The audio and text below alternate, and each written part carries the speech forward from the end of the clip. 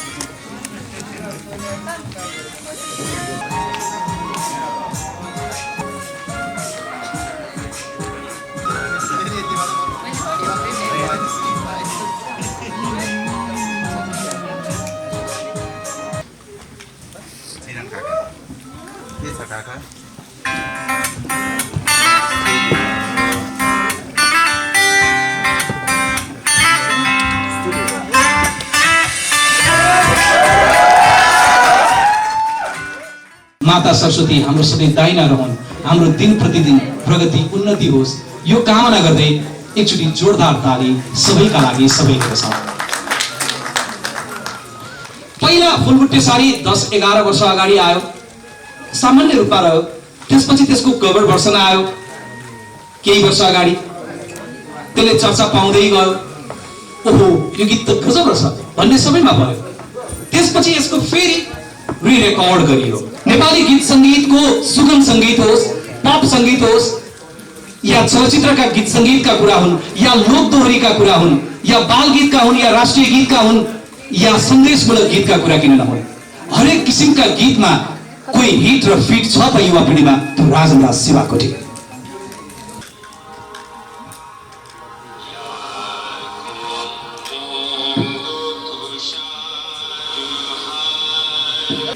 भाइ जे भन्दा पनि हुन्छ, एक नाम नै हो मदन कृष्ण श्रेष्ठ र हरिवंश आचार्य।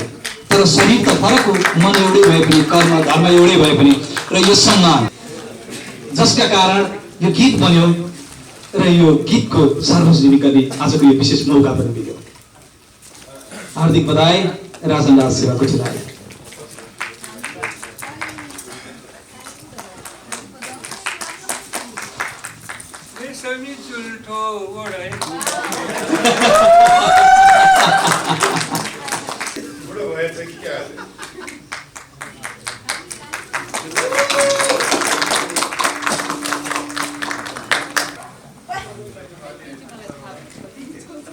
तर सबै टोपी ठुलै साइजको छ, दाइलाई हुन्छ।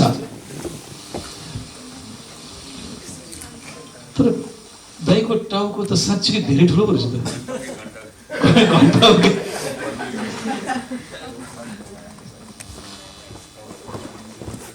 टोपीद्वारा यो सम्मान मित्र दिदीले यो सम्मान गर्दै हुनुहुन्छ हरि दाई मदन दाईलाई।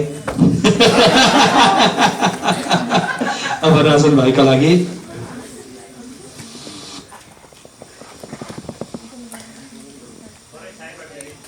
अलिकति साइडबाट अरे फोटो राम्रो आउँथ्यो।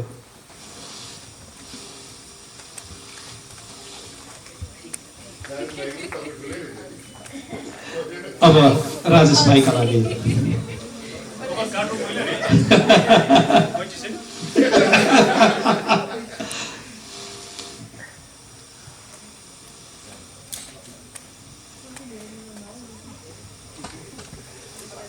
कति राम्रो भिडियो बनायो दिदीले, कति राम्रो अभिनय गरे, दाइको त्यस्तै। त्यो लास्ट सिन चाहिँ गजब लाग्यो मलाई।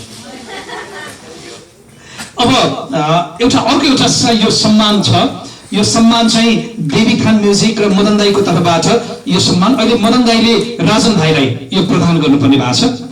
यो सम्मान हो मोहन गुरुङ टीजीका लागि, जसले यो भिडियो निर्माणका लागि सहयोग पुर्याउनु भयो र राजनदास शिवाकोटी र मदन दाईको ठुलो प्रशंसक हुनुहुन्छ उहाँ, र उहाँका लागि यो कदर स्वरूप यो सम्मान पत्र उहाँका लागि। मोहनजी यहाँलाई धेरै धेरै धन्यवाद र आभार व्यक्त। थ्याङ्क यू, धेरै धेरै धन्यवाद। अबका लागि आज अस्ति छोरीको जब भिडियो सार्वजनिक भयो यो फुलबुट्टे साडी अरिश्माको त्यो भिडियो सार्वजनिक भइसके पछाडि मदन दाइले गीत गाइदिनु भएको थियो। गीत अहिले मदन दाइको विमोचन हुँदैछ, सार्वजनिक हुँदैछ। अब हरि दाइले फुलबुट्टे साडी गाउनु भने कस्तो गाउनुहुन्छ होला? अबका लागि हरिवंश आचार्यज्यूले आफ्ना कुराहरू केही राख्दै फुलबुट्टे साडी गाउनुहुन्छ कि कसो दिदी? बुढो भजन फुलबुट्टे साडी ठपकै पारी सजाइदेऊ हिजो।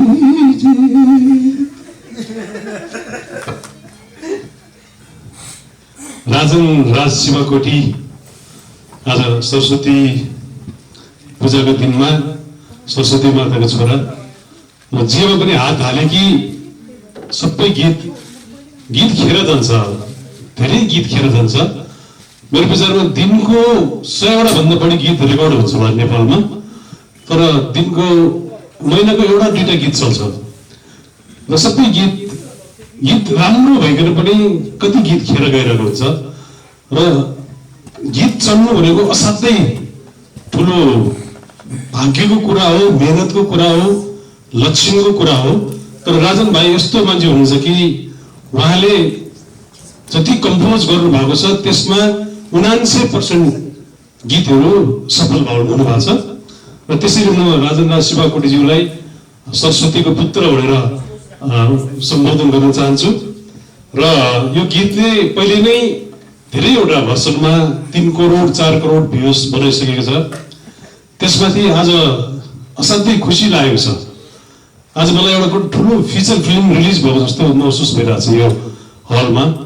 मदन दाईले यति मिठो गाउनु भएको छ, साँच्चीकै मदन दाईको स्वर यो गीतमा एकदम धेरै परिमार्जित भएको छ उहाँले र मेहनत धेरै गर्नु भएको जस्तो लाग्छ मलाई र मेहनतको फल असाध्यै राम्रो छ र म्युजिक डाइरेक्सनको पक्ष अनि त्यसपछि छायाङ्कनको पक्ष एकदमै प्रशंसनीय पक्ष छ र त्यसमाथि मिथिलाजी, हाम्रो मिथिला बहिनी मदन दाईको रात फिल्म सम्झन्छु म। रात फिल्म हाम्रो खिच्ने गर्दै हुनुहुन्छ, त्यो रात टेलिचलचित्र जब छायाङ्कन भएर त्यसलाई टेलिकास्ट भयो त्यसपछि मदन दाई र मिथिलाजीको जोडी एकदमै राम्रो जमेको थियो। त्यो बेलादेखि नै दुईजनै राम्रो सक्षम अभिनय गर्ने, उहाँहरूको अभिनयको रेन्ज पनि त्यसमा देखेको थियो। त्यसपछि सुख दुःख चलचित्रमा पनि उहाँहरू जोडी भएर आउनुभयो र यो गीतले आज त्यसलाई रिन्यू गरेको छ र बुढो भए पनि हिरो हुँदो रहेछ भन्ने कुरा। चाइनिज हिरो हो कि जापानिज हिरो हो कि नेपाली हिरो हो कि त्यस्तो देखेछ। मेरो दाई यस्तो ह्यान्डसम देखेछ होइन, र दाई मात्रै ह्यान्डसम देखेर पुगेन र दाईको जोडी मिथिला बहिनी आजको एकदमै हट हिरो हिरोइनहरू र यो गीतले अब 3 करोड त पहिले नै भ्युज पुगिसकेको छ। अब यो गीतले फेरि अर्को 1 करोड 1.5 करोड भ्युज पक्कै थप्नेछ, ट्रेनिङमा आउनेछ। आज यो समारोहमा यति राम्रो सरस्वतीको पूजाको दिनमा हामी सरस्वती पुत्रहरू हुनुहुन्छ, सबै क्यामेरा बोक्नेहरू पनि सबै सरस्वती पुत्र हुनुहुन्छ। तपाईँको एउटा विद्या हो, तपाईँको विद्याले यो चिजलाई आज संसार समक्ष पुर्याइदिन्छ र यहाँहरूसँग भेट्न पाइयो आजको दिनमा। दाईको गीतमा चिफ गेस्ट हुनु पाएँ म, तर म जहिले पनि चिफ गेस्ट, अस्ति पनि यही समारोह यही हलमा यही समूहले गरेको गीतमा पनि म चिफ गेस्ट भएको थिएँ। म 1 घन्टा अगाडि आएको थिएँ, पछि फटाफट मान्छे आउँदै हुनुहुन्थ्यो। आज पनि त्यस्तै भयो, चिफ गेस्ट एकदम चाँडै आएँ। तर चिफ गेस्ट होइन, चिफ गेस्ट पनि होइन, फेरि म चिफ गेस्टै हो। र आजको दिनमा यहाँहरूसँग भेट्नु पाइयो। हाम्रो दीपक श्रेष्ठ भाइको पनि आज जीको पनि भाइ भन्दाखेरि फेरि रिसाउनु होला, छिप्पै देखियो तपाईँलाई पनि। तपाईँको पनि आज घिन्तान भन्ने फिल्मको चाहिँ आज मुहुर्त भयो। घिन्तान पनि सङ्गीतसँग जोडिएको छ। तपाईँलाई पनि शुभकामना र सबैलाई शुभकामना। जय देश, जय नरेश भट्टराई। हजुरको आशिष सधैँ प्राप्त भइराखोस्। पञ्चमीको दिन सबै सरस्वती माताको आशीर्वाद पाएका आफ्नो विद्यामा निपुण व्यक्तित्वहरूलाई हार्दिक नमन गर्दछु। सँगसँगै आदरणीय दाइहरूको साथमा उभिन पाउनु मात्रै ठुलो कुरा हो। उहाँहरूले कोर्नु भएको यति ठुलो बाटो, यति फराकिलो आकाशमा अलिकता मात्रै साथ पाउँदा आफूलाई भाग्यमानी ठानेकी छु। अब राजन भाइको कुरा गर्नुपर्दा गीतसँग चिनेको थिएँ, सङ्गीतले चिनेको थिएँ, टेलिफोनमा बोलेको पनि थिएँ, प्रत्यक्ष भेट भएको थिएन। अघि आएँ नरेश भाइसँग कुरा गरिराख्दा उहाँ हो कि जस्तो पनि लाग्यो। उहाँले पनि केही भन्नु भएन, नमस्ते भयो, सबैलाई नमस्ते गरेँ। अनि गएर मैले हरिदाईलाई सोधेँ, हरिदाई मैले त नरेश भाइ के अरे हाम्रो राजन भाइलाई चिनेकै छैन भन्दा के भन्नुभयो भने थाहा छैन, फुलबुट्टे कोट लगाएको भनेपछि पुगिहाल्यो। किनभने शिरदेखि पाउसम्म नेपालमा मात्रै होइन सारा संसारमै फुलबुट्टे भएर चिनेको मान्छेलाई मैले नचिन्नु मलाई आफूलाई धिक्कार छ जस्तो लाग्यो। किनभने यस्तो आफ्नो कलाकृतिले सबको मन जितिसक्नु भएको छ, यहाँलाई पनि बधाई छ। र हाम्रो युवा पिँढी मलाई पनि भन्नुपर्छ मैले, किनभने हाम्रो निर्देशक राजेश भाइलाई उहाँसँग यति धेरै छ। अब अहिले त जस्ट टेलर मात्रै जस्तो लाग्छ, किनभने क्रिएसन गर्ने मान्छे र उहाँसँग यति इजी पनि रहेछ। सुरु उहाँसँग अलमल छैन। अब हामीलाई बरु अप्ठ्यारो लाग्छ, के गर्नुहुन्छ होला जस्तो लाग्थ्यो होइन, तर उहाँ यति सजिलोसँग आफ्नो विषयवस्तुसँग यति सफासँग काम गर्नुभएको छ। त्यो स्क्रिनमा देखिएकै छ। काम क्रिएसन गर्नेहरूको काम आँखाले देखेर यहाँ बस्ने हो। उहाँ सबैको हृदयमा बस्नु भएको छ। धेरै धेरै बधाई छ तपाईँलाई पनि। र जो जहाँ बसे पनि तपाईँहरूको क्यामेरामा, तपाईँहरूको कलममा नपरुन्जेल कोही कहीँ पनि पुग्दैन। मैले बोल्दा एकजनाले सुन्ला र तपाईँहरूले देखाउनु भयो, लेख्नु भयो भने संसारले सुन्छ, होइन त दाइ? किनभने सञ्चार माध्यम यति सशक्त भइसक्यो कि हामीले रङ्गमञ्चदेखि सहकार्य गरेका छौँ, तर हामीले सुरु गर्दा यति दौडिने, यति सजिलो थिएन। अहिले 1 मिनेटमा संसारको कुनामा पुगिन्छ, सेकेन्डमा पुगिन्छ। यो सबै अहिलेको नयाँ प्रविधि नै हो। र अहिलेको प्रविधिमा हुर्केका सबै नयाँ जेनेरेसनहरूलाई, नयाँ पिँढीहरूलाई अगाडि बढ्ने शुभकामना दिँदै आज मलाई यो मौका दिने सबैभन्दा म मदन दाइसँग धेरै आभारी छु। उहाँको स्वर कान सुन्ने, आँखा सुनेर सुन्ने हो भने मदन दाइले 25 वर्ष अगाडि गए जस्तो लाग्छ, हो कि आज गए जस्तो लाग्दैन। मैले भन्दा कहिले गाएको गीत भनेर पनि सोधेँ।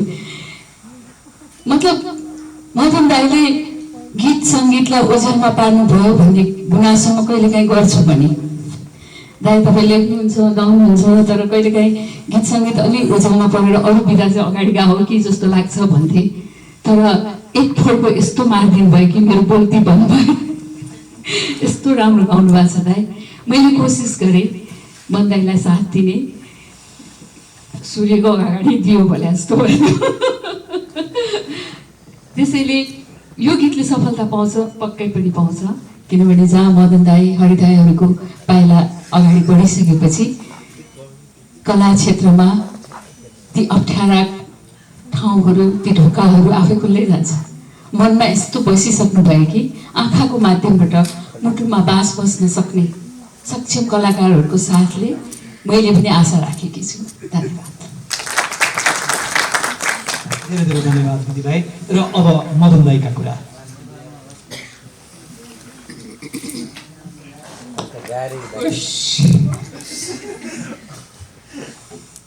श्री पञ्चमी, ह्याप्पी श्री पञ्चमीको उपलक्ष्यमा सबैलाई शुभकामना। अब यो गीतलाई पनि धेरै धेरै शुभकामना छ, बढोस् होइन। मैले गीत गाउनु छोडिसकेको थिएँ वास्तवमा। म धेरै खालि जबरजस्ती एक दुईवटा गीत गाउने मात्र गाउन सक्छु भनेर गाउनु पनि छोडिसकेँ। मैले आत्मसमर्पण गरिसकेँ गीतबाट। तर अब यस्तो अवस्थामा अस्तिबाट त्यो बर ढले पिपल एक्लै पिपल ढले बर जो ढल्ने 4 तारिकको छाती चढेर त्यो चाहिँ प्रकट पगेनीजीले मलाई नि सम्झेर खलबारीको शब्द सुनेर लेखेको भनेर मेरो लागि भनेको त्यो चाहिँ गाएँ। यो मैले राम्रोसँग गाइदिएँ, त्यो गाएँ। त्यो पनि मैले राम्रोसँग गाउनु त सकेको छैन। त्यस्तो अवस्थामा राज भाइले ल त्यो चाहिँ अस्ति एउटा यहीँ समारोहमा मैले भनेको थिएँ, मैले त्यही गीत गाएको सुरुमै माइक दिने बित्तिकै फुलबुट्टे सारी सपक पारी पछुरी मलमलको फुलहरू हेरी आफूलाई हेर्दा उमेरको अलमल भो भनेर त्यही जिस्केर गाएको।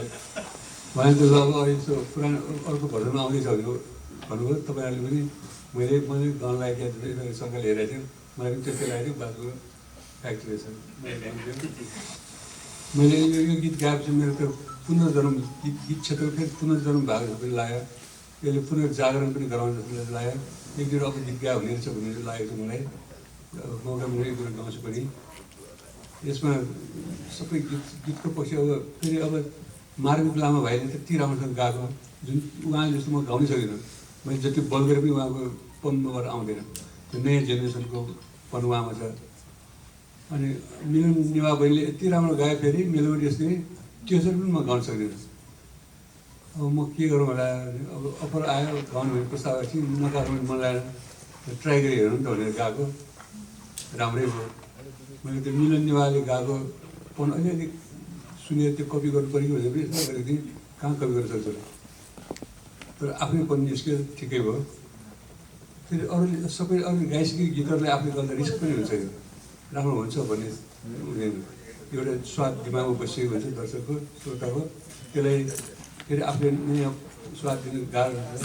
तर यसमा राम्रै लाग्यो मलाई पनि। त्यसपछि मिथिलाजीसँग खेलेको अर्को रमाइलो लागेको छ, राम्रो लागेको छ। उहाँले राम्रो अभिनय गर्नुभएको छ, जीवन्त अभिनय गर्नुभएको छ। मिथिलाजी भने मेरो पनि सत्य कलाकार हुनुहुन्छ उहाँ। मैले रेस्पेक्ट गर्ने कलाकारहरूमा एउटा शीर्ष कलाकारहरू पर्नुहुन्छ। मैले अभिनयमा यसो छोएको पनि छु, उहाँले गालामा यताउँछ छुँदाखेरि पनि उहाँलाई उनीहरू हातले घाउ लाग्दो जस्तो त्यति जतन गरेर काम गरेको छु। निर्देशक भाइले जे गरेँ जति गरेँ त्योभन्दा बरु केही गरेको थिएन। आफूलाई त आँखै आउँदैन। जे कस्तो होला अप्ठ्यारो हुने हो कि हेर्नु भने राम्रो भएको थियो। राम्रै भएर चाहिँ खुसी लाग्यो। डाइरेक्टर कुमार धन्यवाद बधाई छ। कति बधाई दिनु राजनाथ छेउलाई त फेरि अर्को गीत पनि तयार गरेको छु भने सुन्छु म उहाँको लागि। त्यो कस्तो हुन्छ थाहा छैन, त्यो गाउँछ ट्राई गर्नेछु। मिथिला बहिनीलाई धन्यवाद, टिमलाई धन्यवाद, नरेश भाइलाई धन्यवाद, यो सबै क्यामेरा भाइहरूलाई धेरै धन्यवाद, जर्नलिस्टलाई धन्यवाद। यो क्यामेराहरूको अहिले लेन्सहरू हेर्दाखेरि मलाई संसारमा छिर्ने ढोका जस्तो लागेको छ। त्यहाँ गएर सिधै त्यहाँ भित्तामा गएर त्यहाँ ठोकिन्छ, नाक ठोकिन्छ। त्यहाँ क्यामेरा ठोकिँदैन जस्तो लाग्छ। त्यहाँ छिरेर स्विङ गर्दै उड्दै संसारमा उड्न सकिन्छ जस्तो लाग्छ। त्यस्तोमा हो नि तपाईँले हामीलाई उडाइदिनु भएको छ, तपाईँले हाम्रो संसारको कुना पुऱ्याइदिनु भएको छ। तपाईँले अत्यन्त कृतज्ञ छु। जे होस्, जे फोटो जर्नलिस्ट, जे फिल्मी जर्नलिस्ट, जे पत्रिकाहरू सबैलाई धन्यवाद छ। आज सिपल जुबली दिन छ। नेपालीहरू सबै शिक्षित हुन्। हामी लोकतन्त्रको कुरा गर्दैछौँ। लोकतन्त्र भनेको शिक्षित जनताहरूले उपभोग गर्ने तन्त्र भयो। अरू तन्त्रहरूमा अरू राजनीतिक उसमा व्यवस्थाहरूमा शिक्षित जरुरी छैन। जस्तो राम्रो शासनमा टाइममा शिक्षित जनता चाहिँदैन। अशिक्षित भए त्यही राम्रो। दरबार स्कुलमा भर्नाले दरबारको सिफारिस ल्याउनु पर्छ, त्यस्तो अवस्था थियो होइन। तर त्यस्तो जनताले शासन गर्न सजिलो पनि हुन्छ। तर शिक्षित जनताले शासन गर्न एकदम गाह्रो पनि हुन्छ, सजिलो पनि हुन्छ ट्र्याक लियो भने। त्यस कारण शिक्षित जनताले जति बढी शिक्षित जनता हुन्छ त्यति राजनीति यो प्रजातन्त्र पनि राम्रो हुन्छ भन्ने लाग्छ। त्यस कारण यो माता सरस्वतीको आशीर्वाद लागोस्, नेपाली जनताहरू सबै शिक्षित हुन्, यो प्रकारले भन्न चाहन्छु। हरिवंशलाई धन्यवाद दिउँ कि नदिउँ?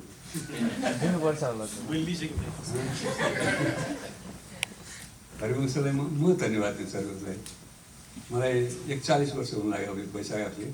41 वर्षसम्म सोयो हरिवंशले। मलाई अचम्म लाग्छ हरिवंशले किन मलाई यस्तो साथ दिएको भने।